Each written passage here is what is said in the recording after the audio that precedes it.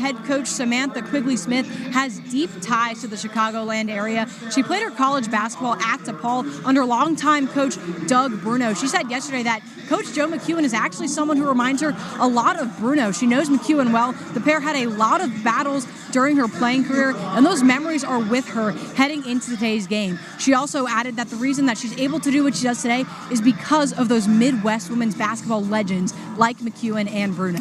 Angelo Cherovino not available to go tonight after an injury to his midsection that he suffered during a fall against Illinois State. Coach Collins told me earlier today that the day after the injury, Cherovino couldn't do much of anything, but every day since, he's continued to get better. Collins also said he hopes Cherovino can return Friday against Boston University. Coach, great way to start off the season. What did you think about your team's performance tonight? Well, I think we played really hard. You know, at the end of the day, we held them to 47 points, which they're hard to guard. This is they mix and match defenses. They have a lot of cutting, a lot of movement. There's a lot of things we can improve upon. It's game one, and the first games are always tough because everyone's anxious. Everyone's got some nerves going. Hopefully we'll settle down as we get into Friday and play a little bit better on offense. I'm sure the nerves are amplified by the 8 new players in the squad. How do you think everyone meshed tonight? Well, we're a work in progress, and then we didn't have Angelo tonight, so that kind of changed our lineup a little bit. But on a night-to-night basis, we just got to find a way. KJ came in, gave us a big lift. I thought Arrington in the second half, his minutes, his force around the basket was really good. And then JR not being in foul trouble, being able to run our team in the second half was huge.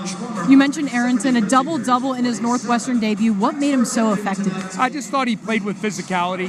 We talked to him. He's very skilled. But sometimes when you're big and strong like that and you have the advantage, you got to overpower down low. And I thought he did a good job drawing fouls, finishing around the basket, and it was a good debut for him. You guys are right back in action on Friday. What's going to be the focus between now and then? Just keep getting better. We got a good Boston U team coming in. They're predicted to win the Patriot League this year. We got to continue to build our habits, continue to build our camaraderie, and hopefully get better with each game. Well, Coach, thank you so much. Congrats. Right, thank you. These are gloves that they warm up with before the game in the infield. They're about 2 inches smaller than the normal infield glove, and this really forces them to be perfect in pregame. They have to be perfect not only with their hands and their positioning, but with their feet as well. And I'm going to demonstrate in a second. I'll talk this to you here. But once he's got this glove on, the difference is really just by a few inches. On the ground, he has to keep a ball that bounces on the ground. It's got to be right there. Whereas with his normal infielder glove, Chris Akopian can be a few inches back. And that's a big difference for some guys and helps them with their fielding. And Whitey is towards the bottom of the league in errors, and this might be a reason why. So I'm going to demonstrate catching a ball here if Jim will throw me one. There we go. You see, it's hard to grip. It's a tight glove, and it's really big in the glove, this baseball. So this is how the guys get better on the infield for those who are not able to see it before the game. When you think of Michigan, you think of its stars, but who are the Wolverines without them? In Michigan's 90-77 win against Alabama in the Sweet 16, it relied on Roddy Gale Jr. and Trey McKinney off the bench. The duo combined for 33 points, beating the 6 points that Alabama's bench provided it. I spoke to center Adai Mara after the game today, who told me that the depth that the pair provides brings him a lot of stability on the court, especially when he isn't playing his best. Mara only shot 4 for 8 from the floor tonight. Turning to Gale Jr. and McKinney, they say that their performance tonight is their duty, but the goal is to continue it in the Elite Eight against Tennessee on Sunday. And today marks another stop on Kristen Kelsey's reunion tour. Last week she went to Minnesota, where she spent the last 2 seasons of her coaching career, and now she's back here in Evanston. She grew up in Wheaton, Illinois, and got her master's in sports administration at Northwestern. She even spent 3 years on this coaching staff. She told us before the game today that her time in Evanston has meant a lot to her. It taught her how to work with a new coaching staff, but also how to recruit. She played a big part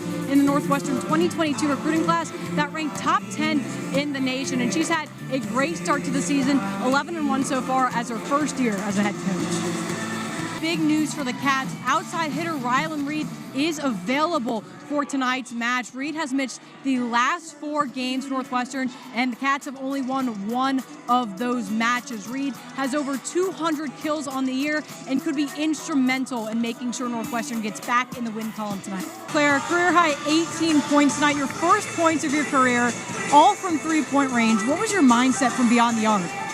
We knew the game plan going into the game, and I was really excited for it, and my teammates shared the ball. We played hard. We've been practicing all week for this, so it was really fun just to be out there and playing. So was it part of the game plan to get you more involved tonight? I mean, we knew that they were going to play all zone, and I was excited. The coaches were hyping me up through this, and we practiced, and it was a lot like practice. Northwestern 5-0 for the first time since the 2019-2020 season. What makes this team so special? I think the way we treat each other on and off the court, we're really cohesive, and we all bleed purple. I think we all play for each other, and I'm so excited to be a part of this team. Well, Claire, thank you so much. Congratulations. Thank you. For the game today, legendary manager Scott Pickler is honored with a Silver Slugger bat, just like the ones that the pros are honored with, for his great achievement in this Cape Cod Baseball League. Over 600 wins. As you can see, it's got his name engraved just up there, Louisville Slugger logo, and all his achievements up here. So what a way to honor a legend in this baseball league with an awesome bat. You mentioned your two different types of leads. Would you mind showing this to us, the hop and the regular cone? Yeah, of course. So if here you stand. Okay. If you're the base, I'm the base. Off a righty, it's just here. I'm more relaxed, and then try to time him up, and then it's just a hop. And then if he lifts during that motion, my momentum's already going. So then I'll just take the base, and then if he picks off when I hop, then I can just move my momentum back. Lefty, just a normal lead, out farther, and then I'll decide if I want to go beforehand, and it's just the second he lifts his leg. Does anything change depending on who the pitcher on the mound is, or is it really just you have your routine? Yeah, that's actually a really good question. So if there's a pitcher with a high leg kick, like a 1-5 to the plate, where he's slow, I probably won't do the new school, and I'll just go back out knowing that I can steal a base whenever he lifts. So it's a lot easier to go on like when I'm told to, for example. And then if a pitcher's a lot quicker to the plate, like a 1-2 where he's just step and go or slide step, then I'll try to implement the new school so then I can have momentum going in order to try to swipe a base off of it. 4 Big Ten teams are 0-5 in conference play entering today, and 2 of them are Northwestern and Rutgers. With 15 teams making the Big Ten tournament, the winner of today's game could play itself into that 15th spot in the conference standings. This is not unlike the situation last season where Northwestern and Rutgers were battling it out for that final spot in the tournament to the last day of the season. Rutgers took care of business against Penn State, and all Northwestern needed was a win against Nebraska. Northwestern and the Wildcats could not take care of business, giving the Scarlet Knights the final spot, and the Wildcats are looking to flip that script today. Life hasn't been bad for the Vikings, who have made 5 consecutive postseason appearances, but this offseason brought one of the biggest challenges that Coach Kilsmeyer has faced in his entire career. He had to acclimate 11 new faces to what he calls a player-led team. Returning guard Colby Maples has been a big help in that aspect. He said that when she is at her best, she's helping get other players involved on the court. The 9 new transfers who have a lot of experience also have the right skill sets for the Vikings. Kilsmeyer said that it's been ugly, but last game was one of the best they've played to the new system. Now I have to ask, it's Halloween. Do you have a Halloween costume? And if so, what is it? Unfortunately, I don't, but my mom did bring me a inflatable pumpkin, so I may be wearing that to practice tomorrow. We'll see.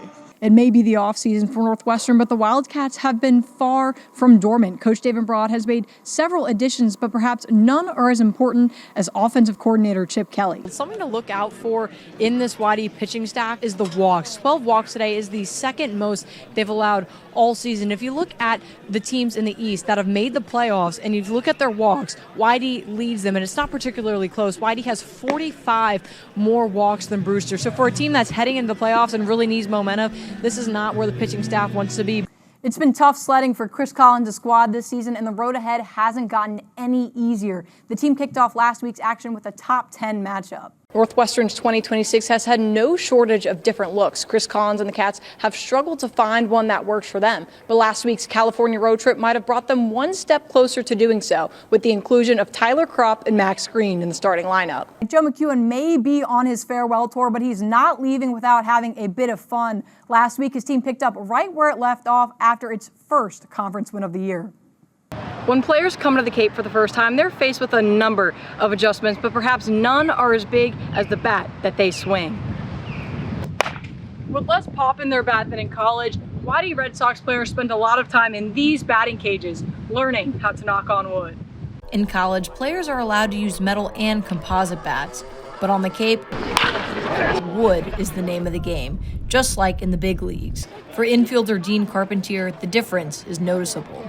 The feel of a wood bat in your hands, being that it's kind of like wood feel, the barrel being a little heavier on a wood bat, and a metal bat kind of being a little like lighter in terms of the feel in between your fingertips, that when you release the barrel during your swing, it's kind of harder with a wood bat to get that consistent barrel feel. The unfamiliar feel calls for an adjustment period that associate head coach Jeff Pickler says is not all physical. Sometimes you have to get over the mental block of like, hey, I don't have as much of a loaded weapon in my hand as I did when I was hitting at school. The aluminum bat lets you get away with some deficiencies in your swing that the wood bat's probably not going to allow you to get away with. And so the feedback is kind of instantaneous for them, right? They're doing the wrong things and the ball's not going anywhere. It almost makes it easier to work on things because they're not getting the cheap hits or the exit velocity that they're used to from their aluminum bat. Wood reduces the margin for error, which means that players have to be more perfect. Infielder Chris Akopian says one baseball hit in the wrong spot could splinter the bat and any advantage of comfort. We don't have access to a lot of them, so when the ones that we do like break, it's like, wood bats cost a couple $100, so you're not just going to keep on buying them, and they are bound to break. So yeah, I'm kind of in that predicament right now where I'm swinging one that's not the first one that I came up with. Not only do wooden bats make the Cape League special for coaches and players, but they also create the perfect experience for scouts who get to see the players they've watched all year in pro conditions. There's a pretty significant separation sometimes when the wood gets picked up. And I think for me as a scout, seeing the wood bat, seeing it against the competition they're competing against is just a huge deal to give me an indication of where they might fit in professional baseball. We're seeing the wood bats against professional type competition. They're playing against other college guys, but they typically tend to be the cream of the crop in the college class. Northwest area scout for the Arizona Diamondbacks, Dan Ramsey, is most interested in the type of contact players make in the Cape.